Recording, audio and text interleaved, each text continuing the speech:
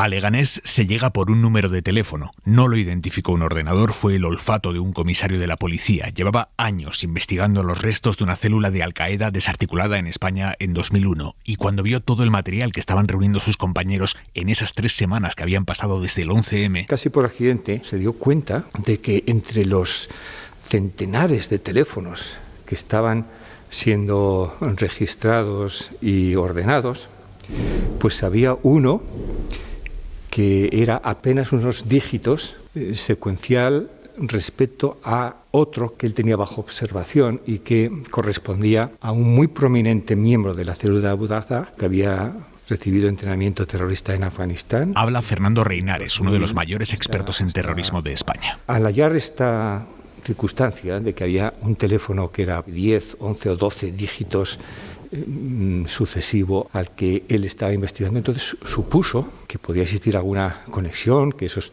teléfonos tenían algún origen común. Entonces desarrolló una minuciosísima, laboriosísima tarea de investigación durante 2 días, sin dormir, hasta que el día 3 de abril, poco antes del mediodía, pudo llegar a un administrador de fincas con quien se había comunicado ese teléfono en algún momento. Fueron a hablar con ese administrador de fincas y él les dijo que les había alquilado un piso en Leganés a unas personas de origen árabe. Todo empezaba a cuadrar. Él notificó a su jefe que había dado con la casa de seguridad, con el piso en el que muy probablemente se escondían parte de los miembros de la red del 11M. Y así era.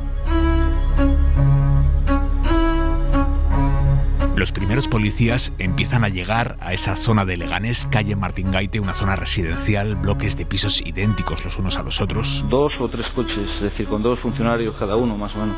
Yo iba con 2 funcionarios más y otro coche mínimo con otros 3 funcionarios más. Estuvimos observando un poco la zona para ver dónde podíamos aparcar los coches y los vehículos. Y en ese momento, nada más llegar los primeros policías, alguien llamó la atención de que salía un chico del portal que íbamos a controlar. Era un chico alto, de unos 25 o 27 años o más o menos, o algo así. Era uno de los 8 terroristas del piso. Abdelmayir Bouchard bajó a tirar la basura y al hacerlo se percató de que había una presencia policial en la zona. Él se dio cuenta de que el edificio estaba rodeado. Intentaron disimular tanto el terrorista como los policías. Nosotros disimulando un poco para verlo cómo era la cara y demás sin que se asustara. Ha pasado pues a 1 metro de nosotros, nos ha mirado a la cara y ha seguido andando, pero en vez de dirección del piso ha cogido la otra calle y ha empezado a caminar, pero se ha puesto nervioso, ha empezado a mirar para atrás, para los lados, ha empezado a acelerar la marcha y demás, y ya en el momento que nosotros, cuando nos hemos puesto a andar dirección suya, ha empezado a correr, pero a correr de golpe. Pero al mismo tiempo que sale corriendo, da gritos para alertar al resto de los terroristas que estaban en el inmueble. Los policías que corrieron detrás de él para detenerlo no pudieron alcanzarlo. Había sido un atleta, era un individuo que había practicado atletismo y logró evadir su detención. Él escapó, pero había conseguido avisar a los otros 7 terroristas que quedaban en el piso. Habían oído sus gritos de aviso mientras huía. Escuchan el grito desde fuera, responden disparando desde las ventanas y mientras tanto se preparan para responder tal y como finalmente lo hicieron, mediante lo que al día de hoy sigue siendo el primer acto de terrorismo suicida perpetrado por yihadistas en Europa Occidental.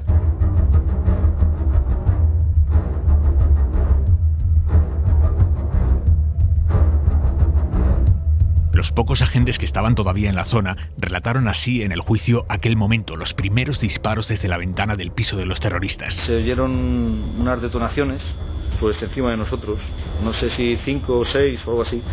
Entonces nos retiramos unos metros de allí y se oyeron otras cuantas detonaciones seguidas. Los policías corrieron a atrincherarse detrás de los muros, columnas. La gente de las ventanas de enfrente estaba saliendo a las ventanas al oír las detonaciones y demás.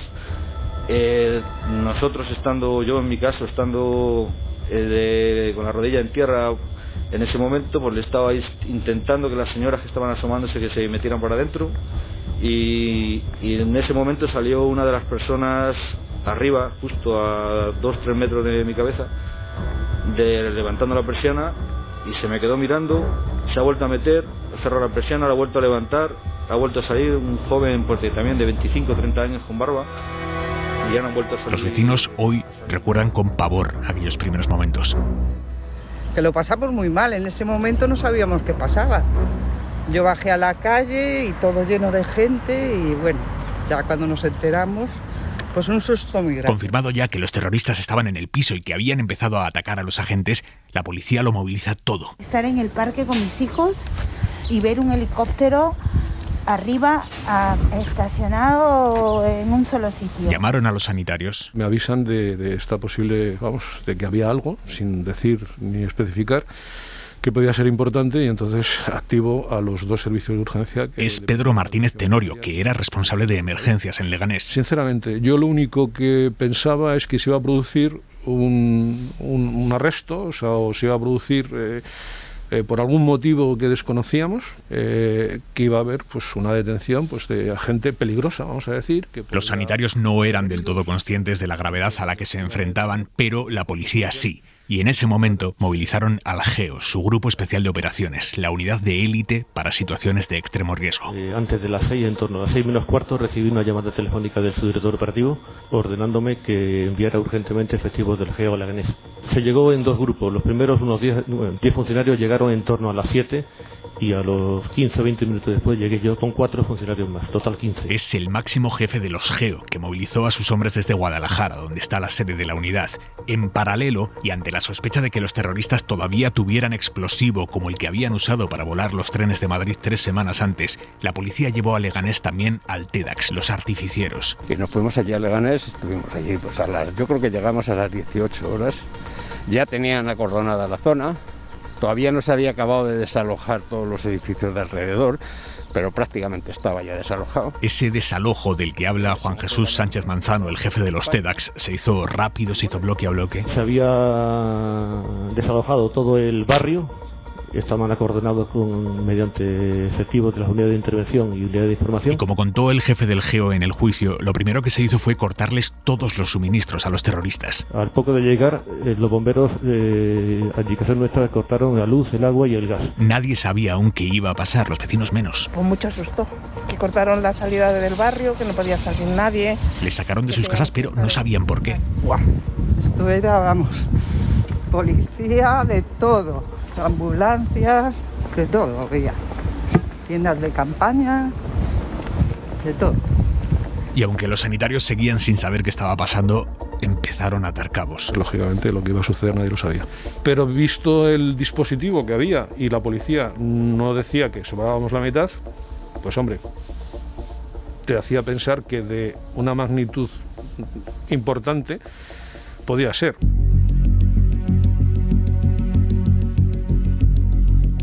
Avanzaba la tarde, los GEOs se desplegaban. Bueno, lo primero que me dijo el subdirector cuando llegué es que comenzara a planificar la operación nuestra, a recabar información y a preparar el dispositivo, cosa que hicimos.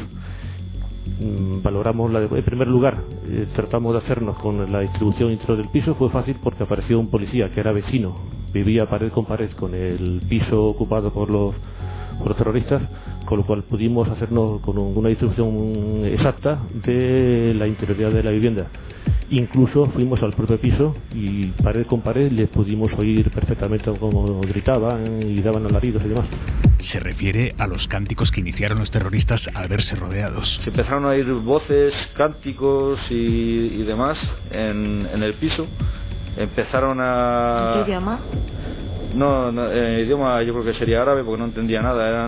Eran gritos y cánticos como yo no sabría decir si de alegría o de sufrimiento. Estaban dando gritos de todo tipo. El hecho de que los terroristas se pusieran a rezar juntos era indicio de lo peor, porque a esas alturas la policía ya tenía una certeza. Poseían lo que les quedaba de explosivos, de lo que les sobró de los anteriores atentados. cómo sabían que tenían explosivos? Me lo transmitió el subdirector. Se lo preguntamos al jefe de los TEDx de entonces. La Comisaría General de Información tenía intervenido algunos teléfonos de la gente que estaba en el piso, con lo cual ya se estaban escuchando conversaciones y de ahí ya se dedujo que tenían los explosivos dentro. Entonces el jefe de los GEOs me estuvo preguntando, con un TEDx al lado, de cómo podrían abrir la puerta, con qué se podría emplear para que no explosionaran el explosivo que tenían dentro y que se había oído que estaban desplazándolos hacia la puerta. Los terroristas empezaban a llevar hacia la puerta del piso los explosivos que tenían. Los expertos calculan que eran 90 kilos, solo 20 menos de los 110 con los que volaron todos los trenes del 11M. Nosotros sabíamos que si tenían allí toda la cantidad, era una cantidad bastante alta. Y es lo que comunicamos a los GEOs. Y mientras tanto, los terroristas empezaron a llamar a sus familias para despedirse. Esto se sabe porque las autoridades marroquíes, a través de la Embajada Española, hacen un intento de avisar a tiempo de que estos individuos se van a suicidar al estilo de los mártires en la tradición yihadista, y que eso supone un peligro importante para cualquiera que esté en su derredor. Los GEO lo sabían. Al llegar se me dijo que se había interceptado una llamada en la que uno de los terroristas había dicho a familiares suyos que estaban rodeados y que esa noche iba a morir. Y eso lo cambia todo. Cuando un delincuente, o en este caso un terrorista, está dispuesto a morir, todos los medios de disuasión que se puedan emplear y que se emplean tradicionalmente con otro tipo de delincuente no funcionan. Con lo cual el riesgo es mucho más alto. Además es que llega un momento en que sabes que eso va a morir. Era evidente esa realidad que describe Sánchez Manzano. Pero al mismo tiempo no existía en España la experiencia de afrontar una situación de estas características. Y creo que por las habilidades que tenían adquiridas intentaron hacer lo que habían hecho en muchísimas otras ocasiones y en lo que eran muy buenos. Pero estaban ante unos individuos que, al menos en conjunto, no estaban dispuestos a rendirse. Y en ese momento llega la orden. En torno a las 8:30, el subdirector general operativo, que era mi jefe directo, me preguntó si habíamos ya perfilado la intervención. Le dije que sí. Le expliqué cómo la teníamos planificada, me dio el visto bueno y me dijo ya que desde ese momento ya era cosa nuestra. Los 15 GEO tomaron posiciones dentro del edificio. La vivienda estaba en el primer piso, tanto hacia abajo, había varios en el rellano, una especie de fila india hacia abajo y algunos hacia arriba. ¿Pero cuál era el plan? Analizamos las diferentes opciones alternativas que teníamos y, teniendo en cuenta que conocíamos que tenían explosivos, eso hizo que decidiéramos no entrar, sino al contrario, obligarles a salir utilizando gas lacrimógeno, que fue lo que hicimos. Pero para echar ese gas lacrimógeno había que llegar hasta el piso, con el riesgo que eso implicaba. Por eso están muy mentalizados. Cuando hay una incidencia no se lo plantean. Ellos saben que eso, como dicen ellos, se lo tienen que comer, sí o sí. Y ese se lo tienen que comer, que dice Sánchez Manzano, en aquel momento era acercarse a la puerta a la que los terroristas habían arrimado todos los explosivos antes de despedirse de sus familias. El jefe de los GEO lo contó así. Lo habitual en el GEO, cuando hay que detener a algunos terroristas, a unos delincuentes que están atrincherados en un piso, o dentro de un piso, es entrar dentro por ello, bien sea por sorpresa, derribando la puerta y para pillarles por sorpresa, cosa que no era el caso porque ya estaban advertidos, se perdió la sorpresa, o bien de forma escalonada, habitación por habitación, ir limpiando habitación por habitación, pero teniendo en cuenta que sabíamos que tenían explosivos, esa hipótesis era realmente descabellada para nuestra seguridad. Otra opción que se barajó también, se ha hecho en alguna otra ocasión en el GEO, es derribar la pared de la vivienda colindante, a lo que el propio policía, el dueño del piso, accedió, pero también la desechamos porque era muy peligroso, tanto para nosotros como sobre todo para los terroristas. Seguramente los hubiéramos matado a todos y nuestra intención era detenerles vivos. Por eso al final optamos por la que en aquel momento yo consideré que era la mejor opción. Era simplemente obligarles a salir, sin prisa, lanzándole gas. Ellos saben que cuando hay una situación de estas, pues el riesgo, si cabe el 80% de posibilidades de que salga bien, en cualquier otra operación, pues en esta es al contrario. Y quien asumía el mayor riesgo era el GEO que iba delante de todos, el subinspector Francisco Javier Torronteras, 42 años, casado, padre de 2 hijas, un veterano de los GEO que no había pedido cambio de unidad a pesar de todos los años que llevaba en ella y de haber ascendido en ese tiempo. Torronteras era aquel día el operador número 1. Como operador número 1 era el que tenía que llevar a cabo la intervención directa sobre el lugar donde tenía que entrarse. Entonces es como los TEDAS, se nombra un operador número 1 y se sabe que esas 24 horas que está de operador número 1 tiene que intervenir, sí o sí, es él el que tiene que intervenir. El Geo Torronteras estaba allí el primero cuando dan el paso de tirar la puerta abajo con una pequeña detonación. Es una carga de agua, pero una proporción de explosivo suficiente para abrir la puerta, pero que tampoco haga más destrozo. Y a partir de ahí se precipita todo.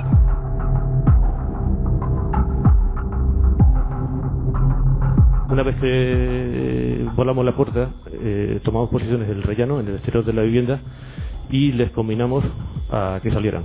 El inspector que estaba en cabeza con el subinspector que estaba en primera línea les combinaron a voces de que estaban rodeados y no tienen salida, de que lo mejor era que salieran, que no les iba a pasar nada, así en torno a unos 2-3 minutos. Ellos respondían con algunos disparos aislados, gritándonos: entrad vosotros, mamones, entrad vosotros. Claramente estaban ya ganando tiempo para preparar adecuadamente la explosión que pretendían llevar a cabo. Estaban ganando tiempo, dice Reinares. Que los yihadistas consiguieron mantener esa situación de intercambio durante el tiempo suficiente que ellos necesitaran para preparar la detonación de los explosivos que conservaban en ese piso. Ciertamente es un acto reactivo, porque tomaron esa decisión cuando ese no era un lugar en el que ellos habían planeado convertirse en lo que llaman mártires, sino que reaccionaron así ante el hecho de estar rodeados por la policía. Sin embargo, se tomaron el tiempo necesario para convertir esa situación en un acto de terrorismo suicida, es decir, morir tratando de causar más muertes y más destrucción de la que habían causado el 11 de marzo. Y los Geo hicieron un último intento por evitarlo. Finalmente, a la vista de que no salían, dijeron también: os enviamos un emisario. Le gritamos que salga, pero desnudo y con las manos en alto. Efectuaron más disparos, con lo cual, al ver que no salían, ordené, tal y como estaba previsto, colocarse la máscara a los funcionarios policiales y lanzar gas lacrimógeno. Y a los pocos segundos se vino bajo la vivienda.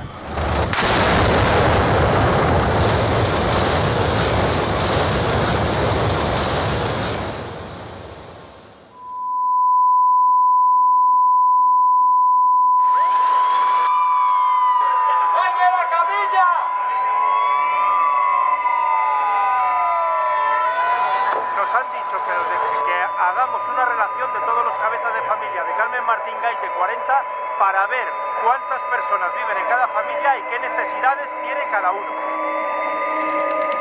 El edificio se hizo polvo. Que explotó todo el sabrío así para los dos lados. Sí, yo estaba ahí arriba. Y cuando explotó estábamos allí. Pegó un peo esto de la hostia. Aquello de cascotes y de todo, pues un fregadero. Todo destrozado. La gente estaba pero asustada, porque sacaban por ahí mucha gente al hospital ahí arriba de Leganés y a Madrid y al 12 de octubre. Se llevaron mucha gente. El bloque, la manzana de casas, tenía una piscina comunitaria en el patio interior y las paredes del edificio salieron volando por ese lado de la casa, pero también por el otro. El piso se abrió así, para los dos lados, para las dos calles. Y claro, los que están al lado todos sufrieron derribo. Con el petardazo que pegó eso y reventó todo, entonces sí salía ahí una humareda de miedo. Fueron momentos de desconcierto absoluto dentro del cerco policial y sanitario. Mucha gente corriendo, mucha gente entrando.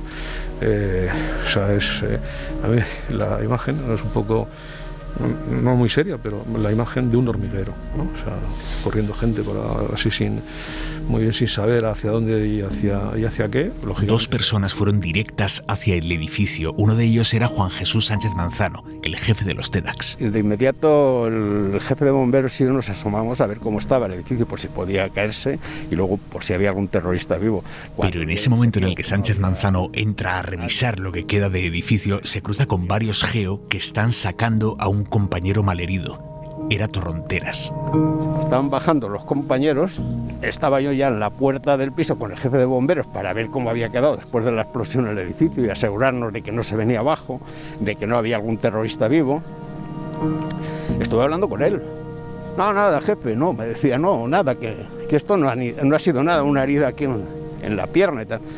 Y luego yo cuando salí ya de ver lo que había pasado dentro, cómo estaba la situación, me encuentro en la acera, tapado con una manta a Torronteras, que había fallecido. Entonces pregunté y me dijeron seguramente que ha sido la femoral y no le ha dado tiempo ni siquiera a llegar al hospital de campaña. Un objeto le perforó el muslo y le seccionó la vena femoral al Geo Torronteras. Los sanitarios no consiguieron hacer nada para evitar que se desangrara.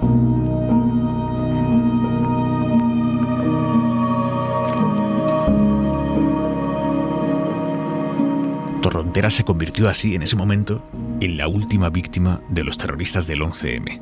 Habiendo perdido a un compañero, los policías tuvieron que seguir entrando, seguir buscando. Ya era de noche, no se veía nada. Era un escenario de destrucción total y a oscuras. Y entrando dentro, pues nos hemos encontrado pues el humo, los escombros que había,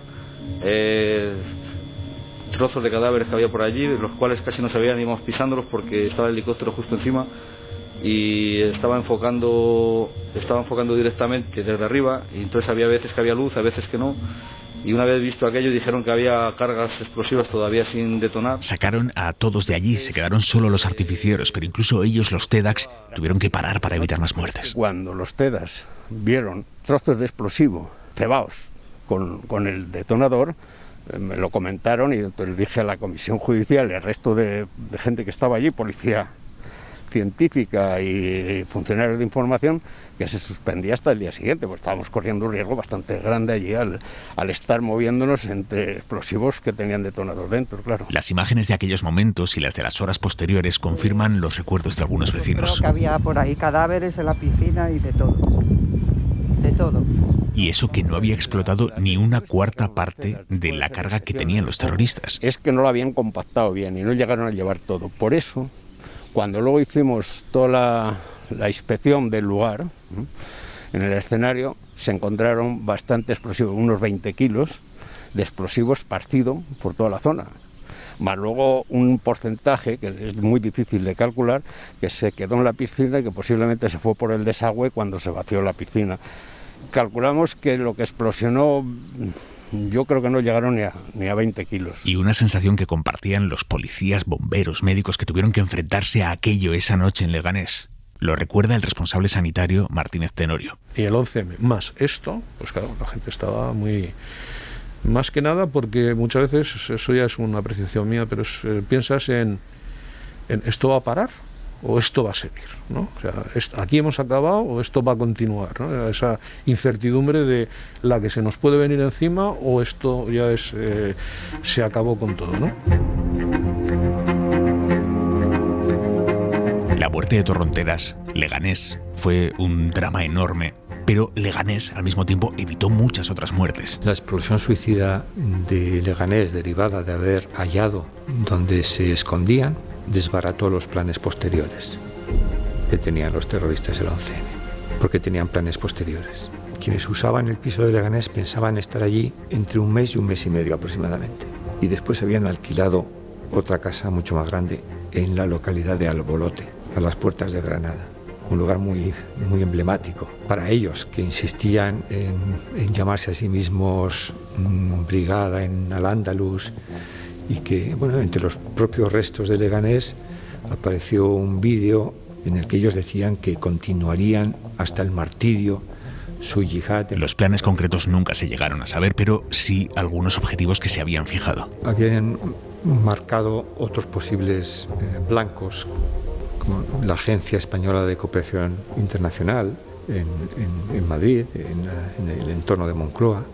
Tenían también localizados algún colegio, un colegio inglés, digámoslo así, de Madrid, una casa de recreo, una zona de esparcimiento que utilizaban miembros de la comunidad judía española, algunos lugares de interés judío en ciudades cercanas a Madrid, como Segovia. Tenían la firme decisión de seguir matando y tenían recursos para hacerlo. Y mucho dinero, tenían mucho dinero acumulado. Podían, desde luego, haber perpetrado otra gran matanza, sin lugar a dudas, ¿no? Solamente con los recursos de los que disponían.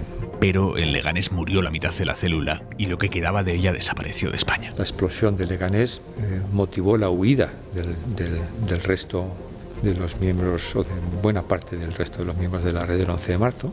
que en algún caso buscaban trasladarse a Marruecos, pero que en la mayor parte de los casos buscaron irse a Irak e incorporarse a las organizaciones yihadistas ahí activas.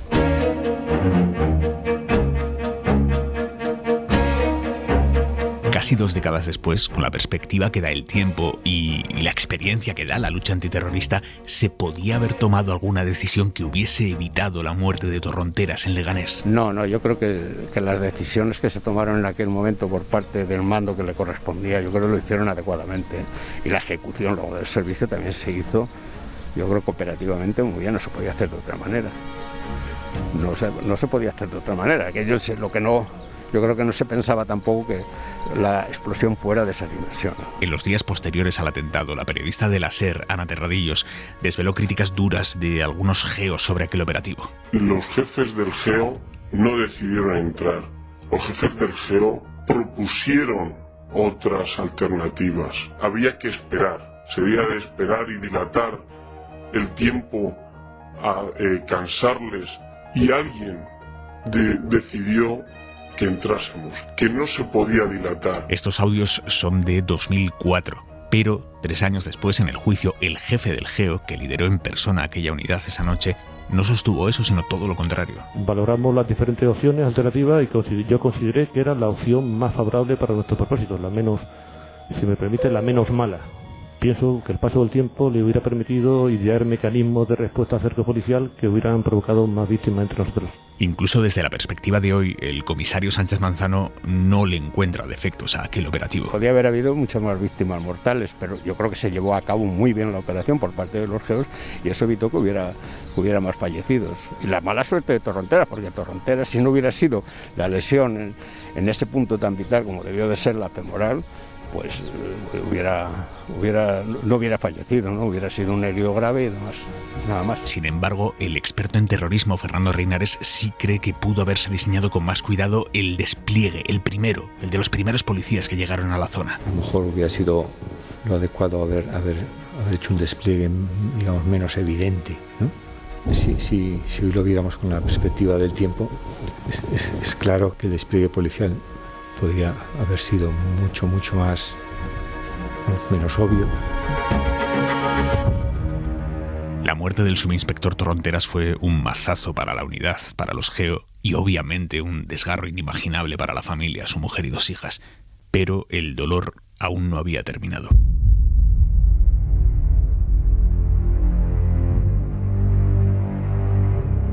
Dos semanas después, el 19 de abril, en el cementerio sur de Madrid, donde descansaban los restos de Torronteras, alguien profanó brutalmente su tumba. De madrugada, varias personas sacaron el féretro del nicho, lo trasladaron más de 600 metros a otro punto del cementerio, abrieron el ataúd, vejaron sin piedad el cadáver del policía y le prendieron fuego. La profanación que se hizo del cadáver mostraba claramente signos del tipo de profanaciones de cadáveres típicos de ese mundo islámico en el que se toleran prácticas de hechicería de la zona del Rif. Cuando se quiere profanar un cadáver para vituperarlo más, para denigrar a esa persona. Y la gran mayoría de los miembros de la célula terrorista procedía precisamente del Rif. Que hubiera sido muy arriesgado para individuos de la propia red llevar a cabo una actividad así. Esto es más bien de individuos, de simpatizantes, de entramados de apoyo, etc. Aquella profanación salvaje fue una segunda muerte, un ultraje sin compasión al cuerpo de Torronteras. Pero ¿por qué ese ensañamiento con el GEO muerto? ¿Hasta qué punto era una venganza por haber truncado los planes terroristas de la célula? Me parece que es una explicación muy razonable. El tipo de profanación que se hizo. Querían ensañarse, ¿no?, con alguien. Entre otras razones porque sus planes, los planes que tenían visto se desbaratan, pues bien pudo ser, ¿no? Pero aquella investigación se terminó archivando. La falta de pruebas hizo imposible responsabilizar a nadie de la profanación de Torronteras. De hecho, la última vez que contacté a algunos amigos de la Comisaría General de Información, me respondieron que no se había podido ir más allá, pero que el convencimiento entre quienes habían estado inmersos en el estudio de lo que ocurrió con el cadáver de Torronteras era que había sido obra de individuos relacionados con la red del 11 de marzo, simpatizantes o allegados con conocimiento de los individuos de la red. Desde entonces la familia no ha querido hablar, han declinado participar en este reportaje. Las últimas palabras de las que hay constancia en las fonotecas son de 2011, hace ahora 10 años, en un acto de homenaje al subinspector. Hablaba la viuda de Torronteras. Su labor era sacrificada y dura, pero con él se sentía feliz. Era un funcionario digno, valiente y honesto. No importaba el momento que estaba viviendo, era el mejor o no, o si se sentía enfermo del cuerpo o triste del alma. Era su obligación y la cumplía con orgullo y con gozo. Torron, así lo llamaban, tenía 42 años. Cuando lo mataron, sus 2 hijas eran adolescentes y el día de su muerte, antes de recibir la llamada que lo mandaría a Leganés, el policía ultimaba con su mujer los detalles de una casa que se estaban comprando en Guadalajara.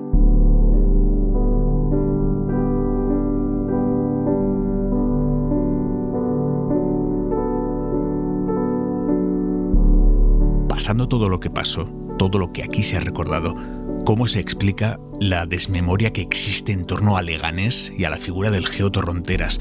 ¿Cómo puede pasar tan desapercibida en la memoria colectiva la muerte y profanación de un hombre que perdió la vida evitando más atentados como el 11M? Se lo preguntamos a Fernando Reinares, ¿cómo no se produjo una repulsa social monumental ante la vejación a un servidor público víctima del terrorismo? Eso me pregunto yo. Pero claro, en el contexto, cuando profanan el cadáver de Torronteras, los españoles están inmersos en una tremenda y a la vez espuria división en relación con el 11M y con los terroristas del 11M. Entre los que insisten en la hipótesis de ETA y entre los que están únicamente interesados en culpabilizar al gobierno de Aznar, ¿no? Y en medio de esa división se perdió capacidad de movilización social, se perdió interés por cuestiones que hubieran merecido una reflexión colectiva de envergadura. 2 décadas después, la única huella física que queda en Leganés del atentado es una escultura de homenaje a Torronteras levantada a unos cientos de metros del lugar de la explosión. Al llegar allí, nos encontramos a un grupo de chicas adolescentes, están grabándose un vídeo para TikTok. Les preguntamos si saben por quién está ahí esa escultura. Les suena muy lejano. Sí, la mano por un atentado. Sí, un atentado el atentado que hubo ahí atrás. Sí, que pusieron un atentado terrorista que hubo allí atrás. A mí me lo explicaron porque fue 2 días, una semana así después de que yo naciese. Ese fue en 2004, en abril, el 1, el 3, algo así. El 3. ¡Ole, madre Marina! ¿Qué te han explicado del atentado? Que yo estaba recién nacida y pues vino mi abuela a verme y empezaron a volar helicópteros porque pues había que había un atentado y que se volaron. Torronteras, ¿os suena a esa persona? No, la verdad que no. Que es el policía, el Geo que murió en el atentado. Pues nada, muchísimas gracias, chicas. Venga, hasta luego. Por la memoria.